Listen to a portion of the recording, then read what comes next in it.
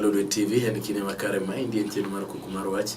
Kora Jeff Oloo Mbaka kawuok e Lulwe TV. Odiochieng' ma kawuono antiere kod wendo ma bende chung' e roko mar gavana mar Homa Bay. Achiel kachiel odiochieng' ma kawuono dwa rango ni to en owuon kaka dhano ginang'o giri moseneno ka ok dhi maber Homa Bay. Mabedi ka diponi oganda ma Homa Bay omiyo thuolo mar bedo gavana to nyalo timo achiel kachiel. Wadwa rango ni to gin weche mag moseneno ka dhi marach to dwa loso gi e yo machalo nade. Mana mayot kendo machiek e yo machalo kamano. Arwaki studio. Erokamano Jeff. Mos oganda wa maneno Lulwe TV. Mokwongo ago erokamano ne thuolo makende ma ayudo mondo awuo gi oganda wa ma Homa Bay County. An kuom jogo endo ma osenena kata ma pok onena. Yes. An Prof.Medo Misama. Awuok Homa Bay County. To an achiel kuom jogo kendo kachiel kuom jogo an gi geno ni kachopo tarik 8 August higani abiro yudo kom mar bedo gavana mar Homa Bay County. To mokwongo sama moso jopiny akwayo ni yiero mwadhieni alamo kendo akwayo wagouru yiero man gi muolo maonge dhaw kata mibadhi mora mora kata thuo ji mondo ji ohinyre. Nyoro 2 days ago, Homa Bay County Commissioner, the security groups, me Homa Bay County, lungo bura ma galamoro e town mar Homa Bay, ji attend mang'eny to hawi marach ni jogo endo manyo wachungo kaka governor kobiro ma paro ne an kenda manyo achopo kanyo gi my running mate kendo nyo amora ahinya nikech joma nitie gin jodongo mang'eny kata mine kata yudhe moa kuonde duto mag gwenge mag Homa Bay County. Ji nyoa Rachuonyo, ji nyoa Kasipul, ji nyoa kata Kabondo Kasipul, Suba North, Suba South, sub counties, ji nyoa Nyakandhewa, ji nyoa Rangwe kata joma nyoa Homa Bay Town sub county. Koro nyogi manyo oland kanyo amedo mana sero ni wadhiure yiero ni kawan gi kwe, wameduru lando kwe kumora mora mwantie ma jotelo manyalo chochea ji kata miyo ji bed ne dwano gore gino kik jopiny oyiego. Erokamano nya Professor. Awinji ka itemo kanyo jiwo weche mag kwe gwenge mag Homa Bay ka oganda bro dhi yiero. Professor nyiso mapiyo piyo ni to gin achiel ari adek mag miseneno kwachako mos weche mosebedo ka chando oganda mag Homa Bay County. Gima ng'eyo ni mobro chango mokwongo en weche mag ghost workers. Wacho ni tire counties mathoth mantiere kod oganda michulo omenda to gin oganda ma onge kata oganda ma ok ti. Wach ma kamano bende isewinje? Asewinjo mang'eny to mokwongo ado wacho niya Homa Bay County dala maduong' mar Homa Bay County en Homa Bay Town. Homa Bay Town en dala ma ei Kanyada. Kanyada, jo Kanyada mang'eny inuang'o ni gichiwo lowo mogere town. To ng'eny ji matiyo Homa Bay County inuang'o ni jo Kanyada tin kabisa ma paro ni an ka donjo kaka governor onego jo Kanyada gin kaka jomo host Homa Bay Town te gi joma tiye. Koro kamo mondo wabed jogo endo ma joratero onego wa mi priority ahinya jo Kanyada nikech inuang' ka tije mang'eny joma oayo gendini mamoko kata gwenge mamoko emomi.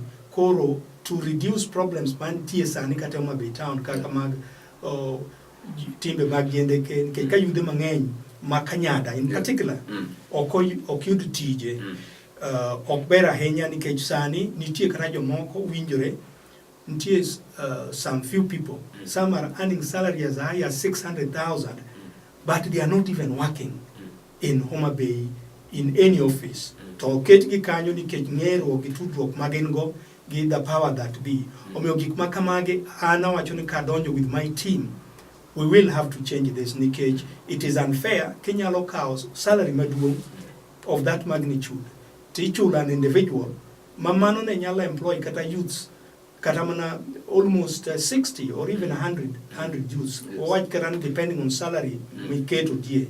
Koro mi ana neno ni those aspect mag ni ghost workers joma tiyo to in actual sense ogiti oketie kata kan ke jingi tudruok mopogore gi jotelo kata pesa michulo gino nitie jomoko ma gidhi gibaro go bang' ka gise collect to gipogore. Koro aparo ni ma is a problem, and we really need, I for one as an incoming governor, hopefully I will be able to address this problem so that the issue of ghost workers nikech waketho pesa monego bed ni donje migawo mar actual development. Ma chielo ma wawacho kae problem mar ghost workers inwang'o ni Homa Bay town and other major towns in Homa Bay County, wawacho Yugis, Mbeta, Magonga, Sindo, Ndewa, Rangwe. There is a problem kata mana Kindu town, kata Homa Bay itself, olel nikech onge dump site mikete kata yugi kata kunde magi moko maricho me town. Tingeni kan wanyalo bedo ni town is clean.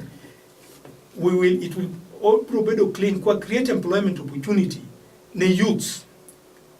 Nikech major towns kata cities in Kenya ibro non joma tiyo kabisa gin joma tendo, joma youths. Koro kwanyalo make our towns and cities cleaner, we will be able to create employment opportunity ne joma onge tije. Because sani wan gi high incidence mag unemployment in Homa Bay County nikech jotelo manentie have not addressed those problems. Omiana, I'm promising niko yera with my new team that I will have, we will address the problem of ler.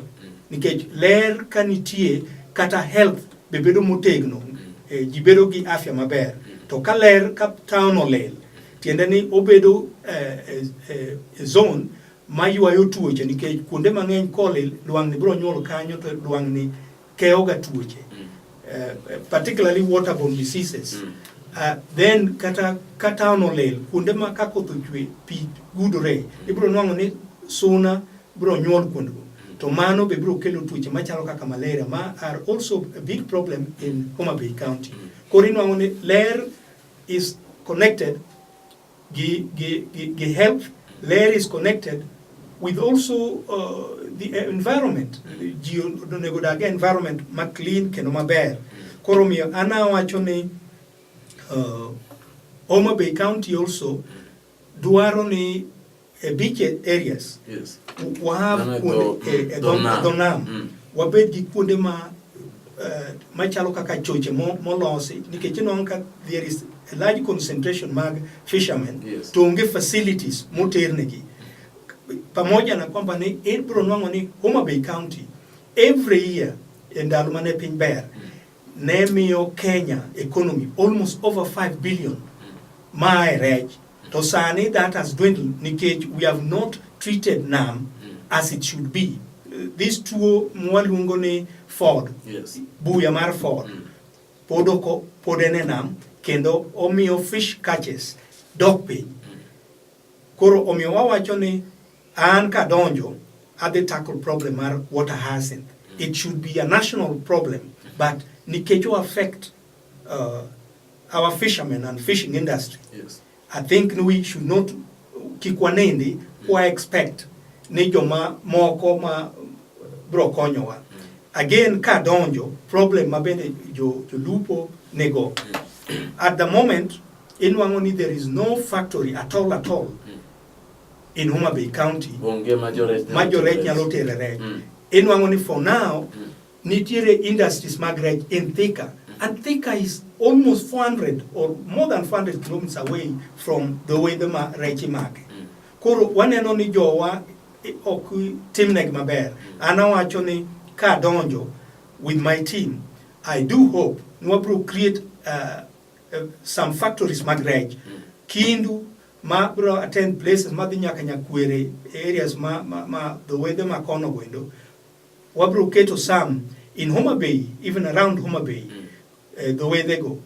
Nyaka Mbeta, nyaka Sindo koni, nyaka kata mana Yogwasi kucho, kumoboda gi Migori, kumoro Nyandiwa. These are ideal places ma onego bedi factories ma deal gi weche rech, and they will create employment opportunity ne jogo. Koro wacho ni sanieri onge factory moro amora kata kai moro amora ma jo rech nyalo tiyo godo Homa Bay. Onge, there koro is ka nothing. gilupo to chuno nyaka rech gikel ka gidwani mondo gikele kambi machiegni to thika ema gichope. Thika ema itere, to kendo mtokni ma mondo iter rech komake dho wath mar Homa Bay County mondo ochop Nairobi, you have to have storage facilities.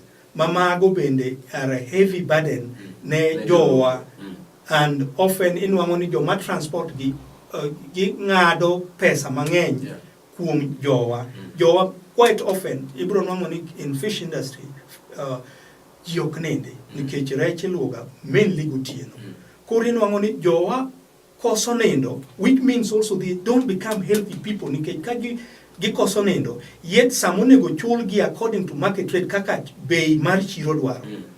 Ing'ado gi nikech they don't have circles ma enable them mondo ginyiew mtokni this cold storage facilities manyalo tero rech go kuno. Gimachielo manyalo medo wacho ka wiya ok owil, inwang'o ni kuonde machalo kaka other areas of Kenya, farmers ma kata central Kenya, ka ndalo ma piny rach, inwang'o ni kane gikawo kata mkopo e banks bedo written off, to wan jowa ma okawo kata mkopo mondo ng'iew kata tonde milupogo, gogo milupogo, kata engine speedboats magilupogo, kata ndalo ma mako rech ni odok piny, our fishermen have never enjoyed a situation ma sirkal wacho kata ni 1 billion or 500,000 million waweyo ne jorech gi kata wamegi kony mondo gi go mbele gi doing fishing. Koro inwang'o ni jowa are crippled in many ways. Omiyo an ka donjo abro tiyo matek ka gi sirkal ma national mondo wan be jowa, they are also Kenyans. All these years jomoko ibro winjo kata in Rift Valley.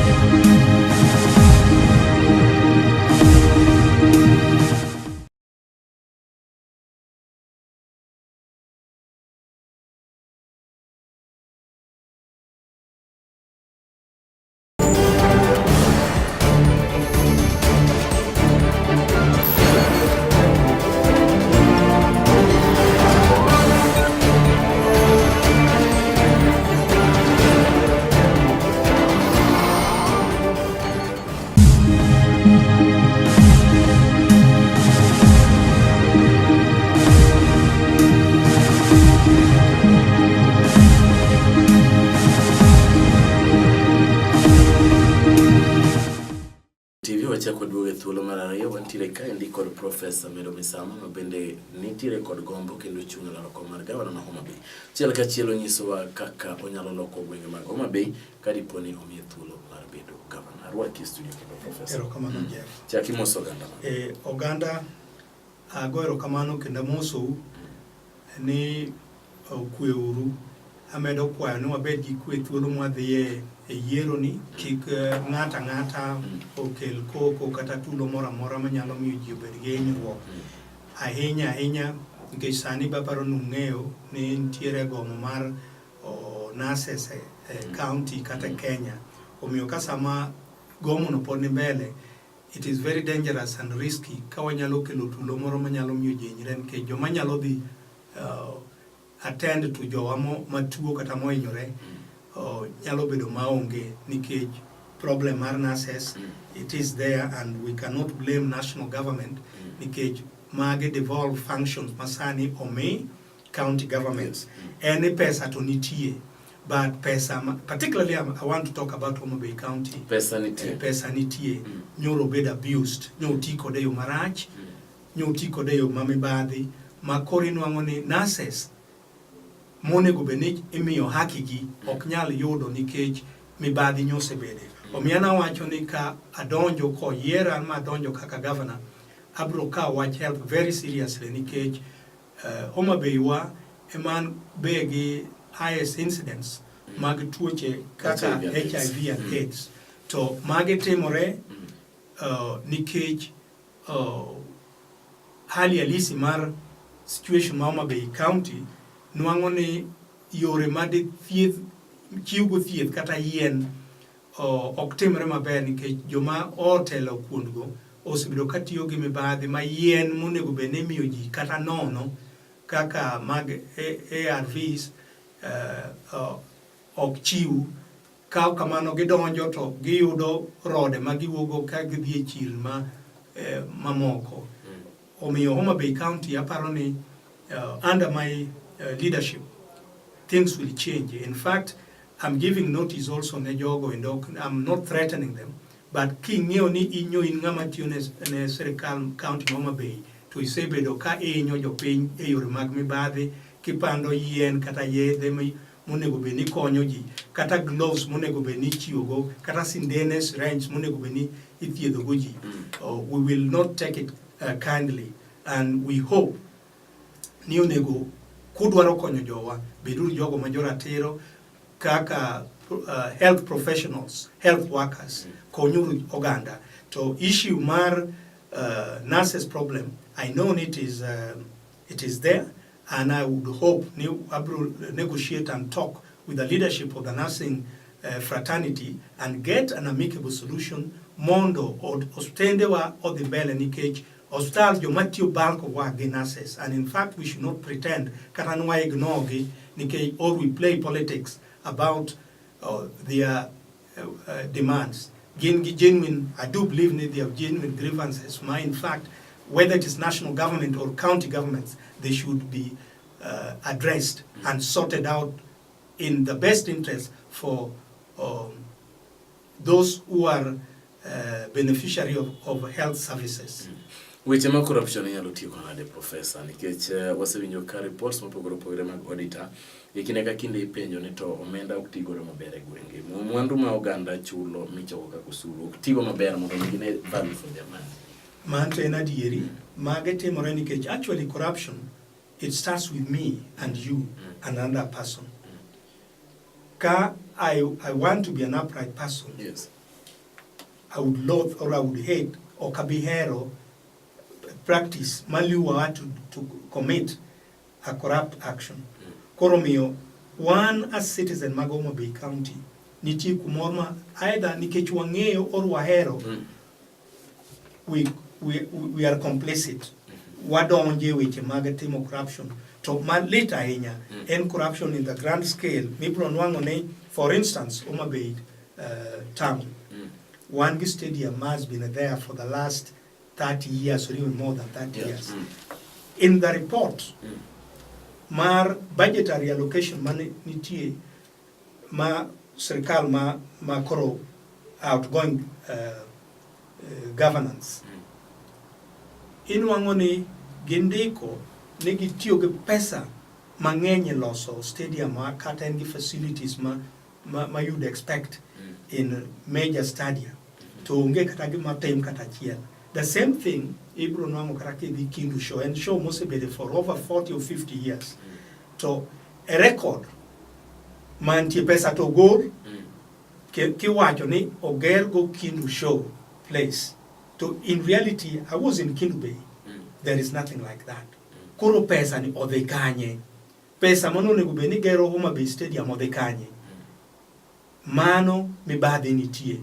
Ibro chaki nwang'o ni kuonde ma kata koro wacho kata tourism. Owacho ni kuonde machalo kaka Simbi Nyaima. Nitie hotel moger kuno. And kidhi kata Simbi, I drove around it. There is no such hotel. Pesa to goal mano nego be ni kata ichulo go nurses. Toko chul nurses. Simbi Nyaima be onge hotel mogere. Homa Bay Stadium be onge stadium mogere. Kindu showground onge new facility mogere. Kori wacho ne to yawa, why have you been dishonest ne jopiny manyomi you teach nutinegi? My mom and I would have come now to contest for the governorship. Nikech ang'eyo ni joma ne ntiegi this is not only in Homa Bay County funds, government funds, but even kata nitie some leaders manyo control kata CDF, most MPs, moko tiyo, kaka bedo expected. Anyalo wacho kata very good example, kata mnathurwa kumae kak sengre. Inwango ni CDF, other parts okoyude completely. So schools, kata schools, ne moko no wunde ne ng'iew negi buses, kata no mapes buses, but most of those things onge. Koro inwango ni jotelo mosebede, not only in county government, but even at CDF level, there is some elements of cheating mosetimore. Koro yike donjo tini gadieri duto ni biro tiyo kweche mag mibadhi. I will have to work with other elected leaders. Because I alone, I cannot pretend to be God. And Dano. So I need every other person who matter in the county, and even at national level, so that we work as a team to resolve some of these problems. They are there. Big problems. Mariore mag Homa Bay mabende nitire under the county government. Nyalo wache na nikech ang'eyo ni duto mantiere kanyo mowenu ok gibeyo ahinya kata sani rumo. En adieri, Jeff, nitie problems. There are some small problems, but there are also big problems. Some will require short-term solutions. Yes. Some will require long-term solutions. Now, kwa wacho ma short-term, aneno kata national government ne dwaro ni parliament onego bed ni iloro kawuono or kiny anytime soon. Ne mondo budget okadhi. To most things meeting on the last minute, usually jopiny ok yudgi. Jopiny ok yudgi. Nikech macha ji ose calculate mogo kwan modonjo. Ma ka gibedo approved ni to gibedo transferred in other places. Kao tikao gimawacho ni mage kokotim functions A, B, C, D mag government, but they are all nonsense, not true. Most things meeting at the last minute. There are people makelo gikeno gi calculate, and most of those time, most MPs or members of parliament, kata MCAs, are engaged in campaign. There are few people, more or more quorum, minimum for the quorum, tikado gigo. Pesa go, ibro nwango negi sane, o jopiny ok dhi yudo gi mage, ibro nwango ka kubwa gi tiyo go e magi dhi ng'iyo go ji, and that is part of corruption. Although chik mar electoral act odagi golo masoya kata rushwa, but ibro nwango ni sani jogo lenga gi calculate. Kodong last minute gibro chako ng'iyo ji left and right. Omiana wacho ni jopiny ana respect to ang'eyo ni now the citizenship in Kenya, more so in Homa Bay County, you correct kabisa. Inyo jinamo poko chopo kama oganda wa siasa kalure kod paro ma in godo kata ideologies manyalo konyogi. Ikinyiewe to miyo moche. Iwacho ne gonya nitie tuo sani maduong' ahinya iluongo ni gonya. Ma in ko kigonyo to wach no teka kurana awanda ni ko onego bed ni gonyogi. Abro temo manye kata mana pelni moko mathindo ma tonde mayudo ko ka otwego ji tang'olo ne gibedo free. To gonya mantie ni momiyo ji make mistake. Gifwenyo mana immediate election oserumo. Eka giwan waduoka Akubo manyo goyo county pencha. Nikech Akubo ong'eyo kuma igonyogie. Ng'ama tike otimo buch sabun kaka an mapoko omayo sirikal, poko omayo jopiny gimoro amora. People for a few minutes they forget. Kagi se ose nyiewogi e yo miluongo ni gonyani, e kagi paro ni gitimo makosa, and they wait for another 5 years kende kigonyogi. Ana wacho ni ya jothurwa, ana kia kaki gonyo ji. To gima ng'eyo timo, adwana bed jatichu mabiro tiyo nu gadieri kendo maonge mibadhi. To ki ineno ni koka gonyi to kimiyo mbuchi, onge mana wach, akupego nitiere gibiro gonyo to ubiro ywak for the next 5 years. Problem nyithindo bursaries ogibi yudo nikech bursaries go jok mo nyotiyo gi pesu magonyo go gikuongo gidwaro ni giduok pesa mane gigonyo gocha. Koro they take 5 years to recover whatever they have gonyo ugo. Koro atu tuo magonya no, akwa unu wena akia kakigonyo ji. Adwana bed jatichu, tok ni munda agonyu eka umia ombulu. Chik bendo dagi wach mar gonyo no. Omiana wacho ni kuyie umia tich abro tionu gadieri maonge mibadhi. Gonyo joma gonyo kagimiu pesa ni gigonyo agonya to kura to miur Prof.Medo Misama. Jogonyo to ero nitie nikech magi pesa u manyocha gisemau e yo mariek. Kore magi dwa nyiewogo mondo ugogo ombulu is to distort your judgment, sense of judgment. But I do believe, Jeff, the voter now is more informed. Prof.Medo Misama. Tuolo urumo Professor. Ero kamano. Wach ni mogik ne Homa Bay. Homa Bay, asayo kenda kwayo ne miyauru thuolo abed jatichu kaka governor mar Homa Bay County. Amedo kwayo kendo ne thuolo mwadhi yiero ni beduru joma ohero kwe kendo kikoko bedie. An adwa natinu kendo ka donjo abro dwaro na konya ahinya joma mine gi joma youths nikech gin joma disadvantage more gi system mantie sanene. Mine pod chandre no kata en Homa Bay water supply nitie diere moko makata ji bedo maonge kata gi pi mimodho. To pi tem Homa Bay ogere e pi to onge pi ma ji tiyo e udi pi maler manyalo miyo ji bed gi health maber. Koro an adwa ni abed jatelo mabro adwa address problem mar water supply in Homa Bay town, which at the moment has a problem. Inwango ni kata electricity ma pump water bills mang'eny have never been paid to pesa to nitie monego bed ni gige chulo. Koro pesa gi ana wacho ni kadonja bro tionu pi bro bede Homa Bay town and other towns within the county. Machalo Mbewa, machalo Kindu, machalo Oyugis, machalo Mbeta, kata Sindo, kata Magonga, kata Rangwe. Kuonde mang'eny monego bed ni yudo pi maler. Kata bro also address problem mar farmers. Nikech Homa Bay County onego wabed stronger also in food security.